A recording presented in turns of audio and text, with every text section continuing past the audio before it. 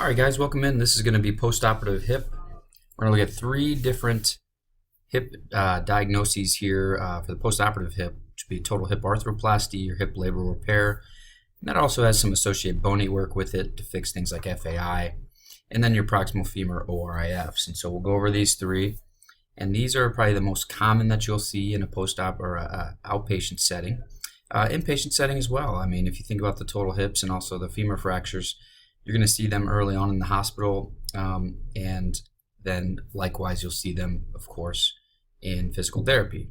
And we'll get into some of the physical therapy protocols for these and try to dive a little layer deeper here. So, basic objectives, of course, we just mentioned this. You're going to try to understand the following procedures: THA, hip arthroscopy with labral repair and bony work, and a proximal femur ORIF. You are not expected to understand and know the minute details of the surgery. You are expected, though, to understand the precautions postoperatively, the types of tissues and what tissues were involved in the surgery, and then how it affects the rehabilitation process. If you can understand those three things, then you can really take those principles and apply them to any surgery, even if you've never seen that surgery before. Tissue healing timelines, what tissue was involved, where the repair was done, and work backwards from a tissue loading standpoint. And I think if you can understand those, then you'll be in good shape. But I'll try to give you some details here that are important to understand. So total hip arthroplasty.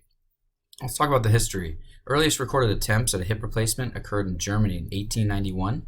They used ivory to replace femoral heads of patients whose hip joints had been destroyed by tuberculosis. Later, surgeons experimented with interpositional arthroplasty in the late 19th and early 20th century and involved placing various tissues like the fascia lata, skin, pig bladders, submucosa between articulating hip surfaces of the arthritic hip. And in 1925, the first mold arthroplasty was made out of glass. It consisted of a hollow hemisphere which could fit over the femoral head and provide us new smooth surface for movement. It failed to withstand the great forces going through the hip, however, and it shattered. I always like this comic. I can't say I'm entirely pleased with my hip replacement. So, just always get a chuckle there. But the orthopedic surgeon Sir John Charnley, who worked at the Manchester Royal Infirmary, is considered the father of the modern total hip. He created a low-friction arthroplasty design in the early 1960s. It's identical in principle to those prostheses that are used today. It consists of three parts: a femoral stem, a polyethylene acetabular component, and acrylic bone cement, borrowed from local dentists. It was called low-friction arthroplasty as Charnley advocated the use of small femoral head which reduces wear due to its smaller surface area. Each year in the United States, approximately 250,000 people undergo total hip replacements. And this is what I mean by the components of the total hip. You have your femoral stem, you have a liner, and you have an acetabular component. That would be a total hip. You're also going to have the hemi-arthroplasty, which would just usually replace the acetabular component. But for a total hip, that's both sides are replaced, and that's what you're going to see pictured here. I got new friends, hip replacement. No, my jokes are not very good, I know. All right, surgical indications and considerations here. So total hips used to correct irretractable damage resulting from OA, RA, avascular necrosis, and many others we'll go over hopefully on the next slide here. Lifespan of a total hip is about 20 years. Candidates are usually greater than 60 years old. Younger patients, only if pain and dysfunction becomes intolerable. You also might have younger patients that have like osteosarcomas or different types of bone disease or bone cancer, and so those might require hip replacement as well. Younger patients may require a revision later in life just due to the longevity of the components here. So here are some conditions that a THA may be indicated for, and I'll let you pause this and look through this, and if you have questions, then you guys can reach out to me and we'll talk about it. Outcomes.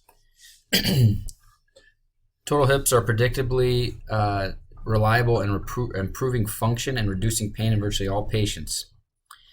That's if you don't have any complications with the surgery itself, post-operatively, meaning you don't have infections and things like that. The patient satisfaction scores regarding pain relief and improvement in function are as high as 98% at 2-year follow-up. Really, people wait to get this done till they're in just excruciating amount of pain and disability. So, of course they're going to feel better at 2 years if, there's no surgical complications. The long-term survivability, well, about 90% to 97% at 15 years. That's from a Hicks et al. 1988 study. Maybe even better now. I don't have any updated literature. Maybe better now with the advent of newer technologies. There's 2 main surgical techniques. There's, I think, a third as well, but these are the 2 main ones, each with their own unique post-operative precautions. So your posterior approach and your anterior approach. And really we'll think of those as a posterior lateral and an anterolateral approach. And this is where the incision is going to be made on those individuals. So let's talk quick about the posterior approach. I want you guys to pause this and then try to look up this video on YouTube. That will be going over the posterior approach. So these are some summary slides on what they do to get into the hip. And I do want you to take note that capsule and short external rotators are released. They are repaired back following surgery, typically.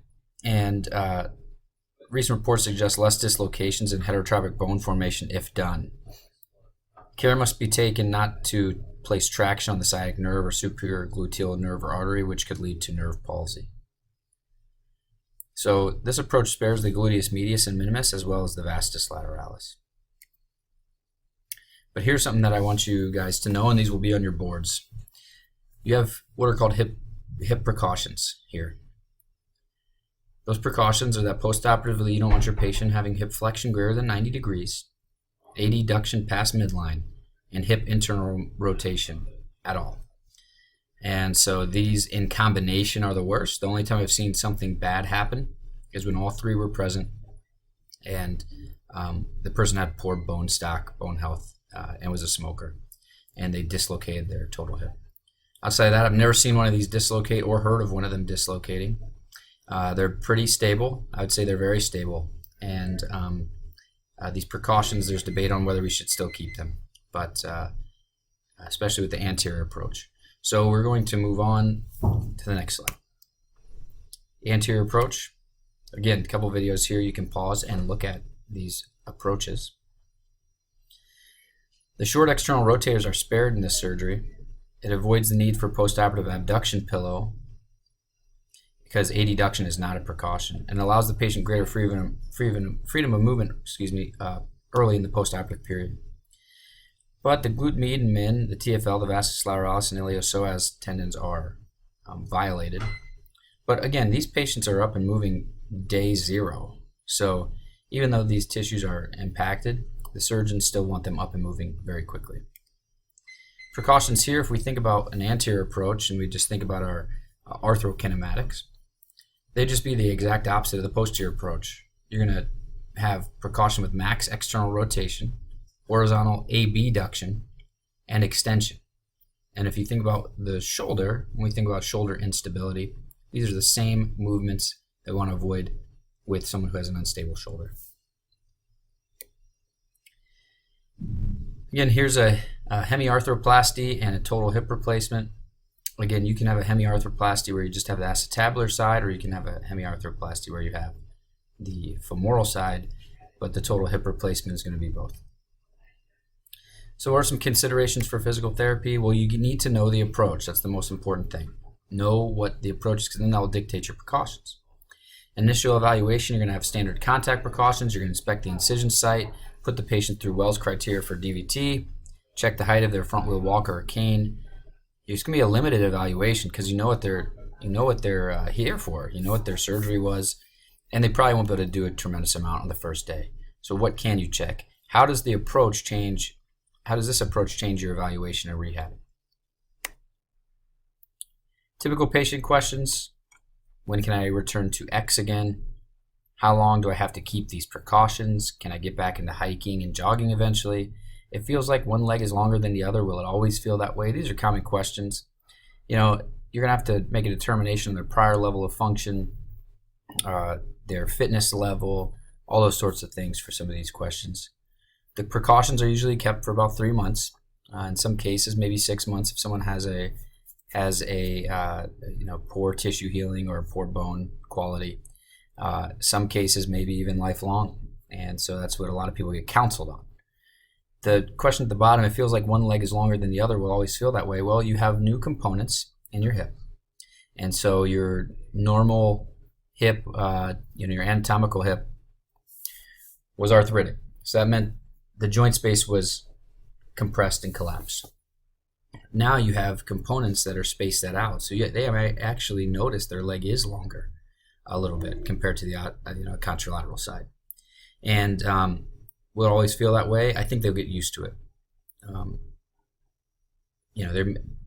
Typically people who have a total hip replacement, and I don't know the numbers on this, so I just make it up, but just anecdotally, it's like almost 50% of the people I saw back when I worked in orthopedics usually saw me again for the contralateral side at some point. So here's some of the precautions, again, just in a chart format. You guys can pause it here and look at this. This is great test question material. And then I'm not going to spend time going through the post-operative PT protocol, but I want you guys to read through this and then get back to me on if you have any questions about things. Okay? This is all with the posterior approach, and then this one's going to be the anterior approach. Of course, you can pause it on any of these slides.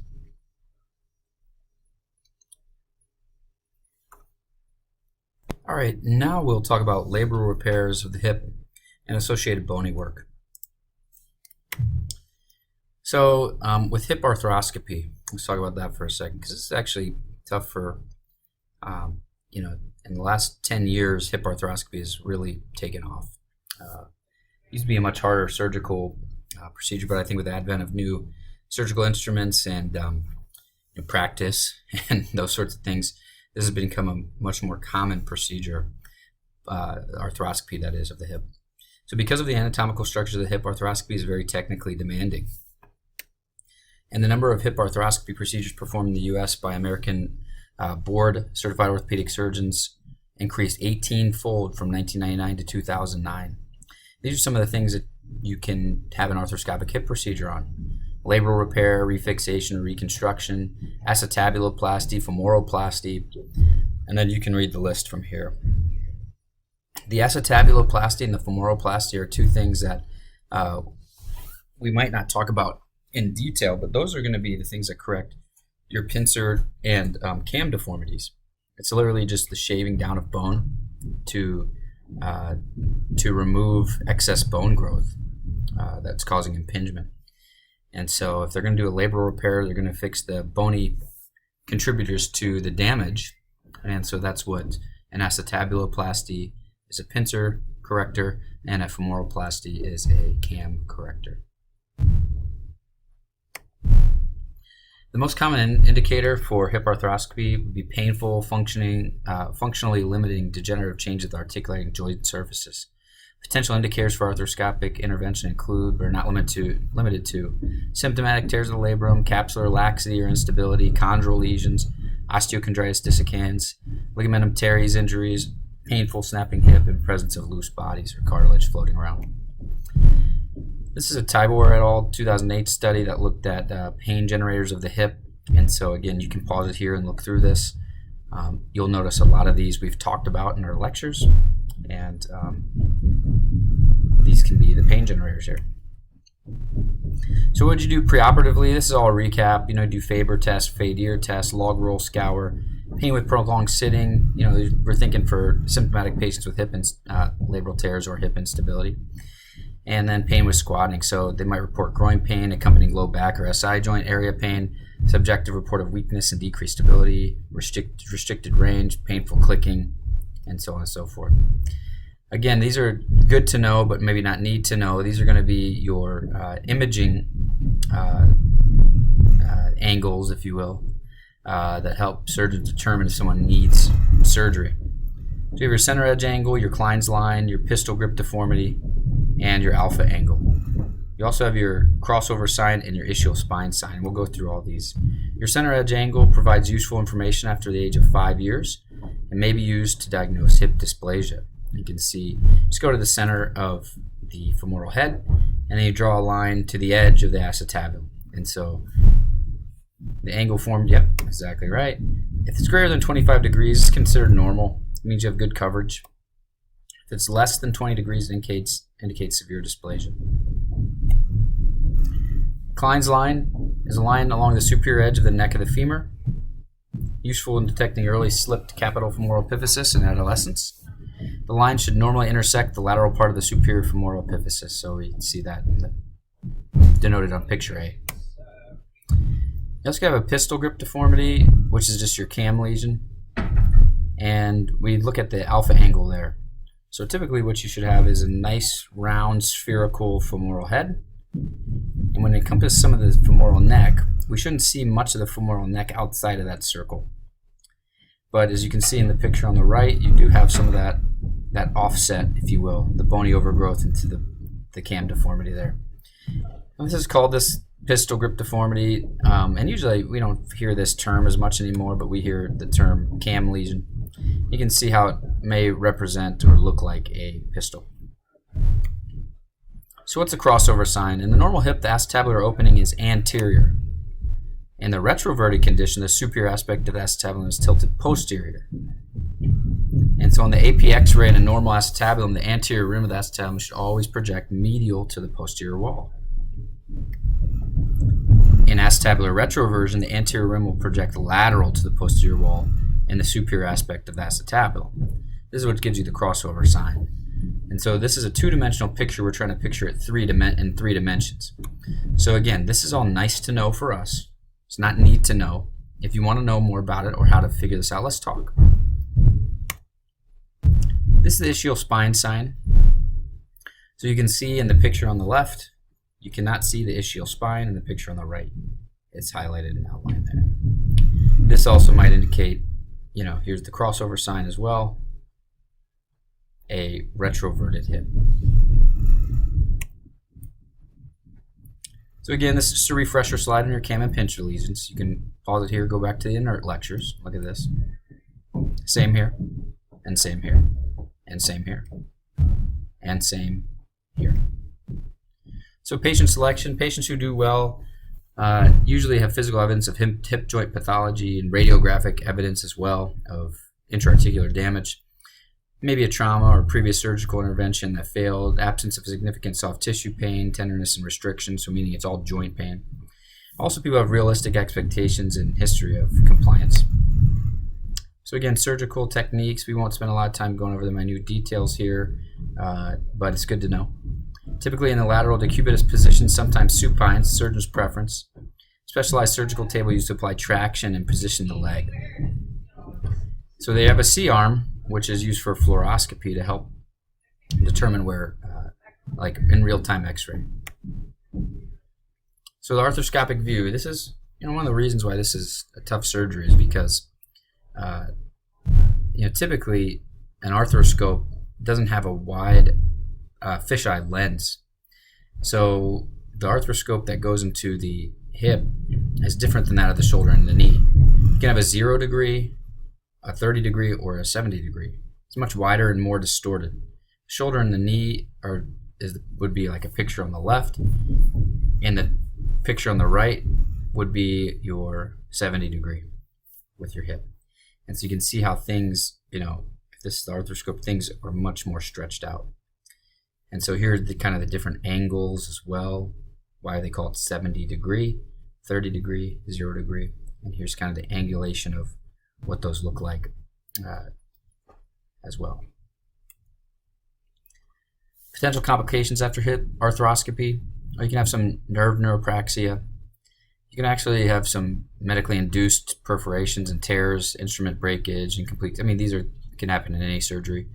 But in the lateral port replacement, care must be taken to avoid the lateral femoral cutaneous nerve, as we talked about with neuralgia paresthetica. Outcomes are very good. Systematic review identified improved clinical outcomes after arthroscopic intervention for FAI at both short-term and mid-term as assessed by a variety of functional outcome scores and studies. It's a Kahn 2016 study. Here are some videos. You can pause it here and look up these surgical videos and discussions regarding hip arthroscopy. So what do we do in PT? Well, this is taken from Proaxis Therapy, one of my mentors, Allison Mumblow. The weeks 0 through 4, it's really about tissue protection. You guys know that. Decrease pain and inflammation, increase range of motion within the restrictions per the surgeon, prevent muscle inhibition, and promote correct muscle firing patterns. Here's an example of some of the exercises you can do. Outpatient orthopedic setting. Some surgeons have patients start at 2 weeks post-op. Observe your patient's pain tolerance, muscle guarding, gait mechanics. Are they tight or lax? What's their Vitin index? May help drive your treatment priorities. But the goal early on is to get the glutes firing. Sometimes you'll see a post-op hip with a hip extension brace on. It's going to limit them from having too much hip extension, which would then limit, if you think about arthrokinematics, an anterior glide in the joint. So you also want to avoid, maximal external rotation and things like that. They may limit them to a certain degree of external rotation early on, both in a knee flexed and a knee straight position. So some of the procedures that may have this are going to be anterior capsule labral repair, may have a proximal rectus femoris repair or sartorius repair, anterior labral repair. And that makes sense because all those are either hip flexors or usually the tears occur in the anterior part of the labrum, and so we're avoiding hyperextension of the hip. So again, in phase 1, you want to talk about post-operative weight-bearing status. Usually it's toe-touch weight-bearing for about 3 weeks, and then it's progressive weight-bearing is tolerated. Do not elevate the leg. Flat is best. If you think about if your hips flexed all the time and you're laying on your back, you're probably going to develop a little tightness in your hip, in the anterior hip, and then that might limit hip extension later. So what we do is we encourage people to lay on their stomach actually for 2 hours a day to get good hip extension. Want to avoid straight leg raises and deflection. There's some high likelihood of intra-articular pressure and tendinitis of the hip flexors if you do. And then range of motion restrictions. You want to just make sure you're understanding and following those. Here's an idea of the precautions of some of the more common surgeries you might see. So this is another little flowchart of who might need structural repair or bony contouring. So are you getting it? Yes. Okay, what'd you have done? You can see here. And then if you have minimal to significant restrictions based on that. And then if you just have a loose body movement or things quote unquote cleaned up, like a debridement, really your restrictions are as tolerated. Intervention ideas on day 1, gait training, isometrics, upright bike, caregiver training. Phase 1, you're thinking about prone, supine, sideline, glute exercise, upright bike, manual therapy. You can also start some very light quadruped rocking and things like that as well. Here's some ideas of phase 1 exercises. You can pause it here if you need to. Phase 2, minimal palpable swelling. These are goals to progress out of phase 2. Full weight bearing, range of motion greater than 75% of the uninvolved side. Pain less than 3. Pain 0 to 10 with all the exercises. And muscle activation and firing patterns normal and without compensation. This usually occurs between weeks 5 through 8. You're going to try and normalize gait and restore full range of motion, improve neuromuscular control, balance, proprioception, initiate functional exercise to improve movement patterns and emphasis on maintaining lumbopelvic stability. Key things in phase 2 is glute med, glute max retraining, psoas retraining, pelvic stability, lumbopelvic rhythm. Here's some exercise ideas as well.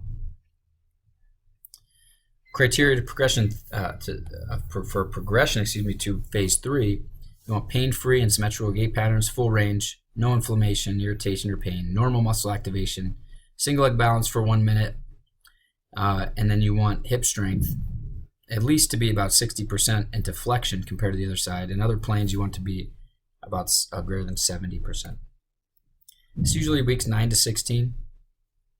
And this is the phase you're going to start trying to get back to jogging at the end half of this. So there you go. Excuse me, that's a wrong statement. This is going to be where we're trying to prep to get back to things like plyometrics and jogging and running. So you need to start thinking about muscle building, hypertrophy, and by the end of this phase, start thinking about a little more about power output. So progressing into running, you want to have their some functional tests to back you up. So things like a Y balance test, single leg squats with sport cord resistance, jumping on the shuttle press, alternating hops on the ground, ability to have pelvic stability and hip extension, functional movement screen. These are just ideas that you can use to see if they're ready to start doing more. Again, here's some phase 3 intervention ideas. And finally, phase 4, this is going to be more your return to sport phase here. And so you're going to start getting into some more agility, hopping, running, sprinting, and deceleration, acceleration. Multiplanar, adding more resistance, going from block to random practice, change the direction, reaction time. We talk about a lot of that in class. Again, some intervention ideas here. And here. And finally, after 20 weeks is when we're thinking about the physician clearing them to return to sport. This will be about 5 months out. And the hope is that they're able to perform sport-specific drills at full speed.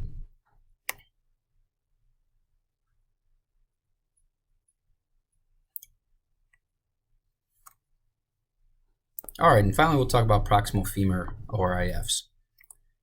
So femoral neck fractures occur more in the elderly. This is going to be a brief review of what we already talked about in the inert lecture. Higher incidence in women, and they're usually in the younger or if they're in the younger population, they're typically due to high velocity, high impact, and trauma. Contributing factors, this should all be reviewed, but poor balance, osteoporosis, malnutrition, decreased physical activity, impaired vision, neurological diseases, altered reflexes, muscle atrophy. So, of course, you can see how all these contribute to maybe someone falling. And with the rising life expectancy, again, hip fractures will rise from 1.6 million in 1990 to 6.26 million in 2050. Osteoporosis is a really tough diagnosis for the elderly. It represents a major public health problem because basically low energy trauma can create fractures because the bone's essentially weaker. Hip fracture has been recognized as the most serious consequence of osteoporosis. The osteoporotic hip fracture is an established health problem, and in the West is increasingly recognized as a growing problem in Asia as per the Asian Audit Report in 2009. Hip fractures in North America, well, hip fractures, of course, have subsequent mortality among people greater than 65 years of age. Depending on the studies you look at, it's up to 30% in 1 year. So, go back to the inert lecture and review all those statements I made about how horrible hip fractures are. Again, here's some of the mortality studies on this. Here's another review of the types of hip fractures. I think what's important to note here is your more trochanteric versus your neck fractures. You got to break those two down. All right. A femoral neck fracture has a high incidence of avascular necrosis because the blood supply can be cut off to the rest of the femur. Fixated with cannulated screws, or maybe you could do a total hip replacement with these individuals. Treated with one of the following: a compression hip screw and plate fixation, an intermedullary nail, a long one or a short one. And so these are examples of different types of procedures for this. So subtrochanteric hip fractures are, if you think about sub, below, trochanter, hip fractures are fixed with an intermedullary rod. So you can see how that goes through the neck and trochanters of the femur, and then down the shaft, and is stabilized below the site of the fracture as well. Here's some surgery videos. These are not for the faint of heart, so please view with caution. But you can pause and look up these videos here. So what are PT considerations? Well, you're going to encourage independence with gait, mobility, activities of daily living, and you're gonna really follow the surgeon's directions on their weight-bearing status because it varies. It varies. Some say get up and move right away. Some say wait 3 weeks. Some say wait 6 weeks. Some say wait 12 weeks, depending on the person's mobility status. But these are people that are going to have a really hard time recovering from this, and so and they don't want to move after surgery. A lot of them. So these are tough cases because the people who usually get a hip fracture have poor tissue quality, maybe poor bone health, difficulty with balance, and so much more. Some of the confounding factors that led to them falling are going to be a challenge post-operatively, but now in the setting of atrophy and pain and things like that. So restricted weight-bearing status, of course, you want to think about that. Here's just an example of a PT rehab protocol, post-op day 1, 2, and 3. This would be more in the inpatient setting, but good reference for you guys in the future. So PT considerations, you really want to try to consult with the trauma surgeon if possible. Considerations here, 83% of patients with fractured leg appeared weaker. And this can complicate the transfer of weight during the stance phase of gait, where the highest rate of falls is reported.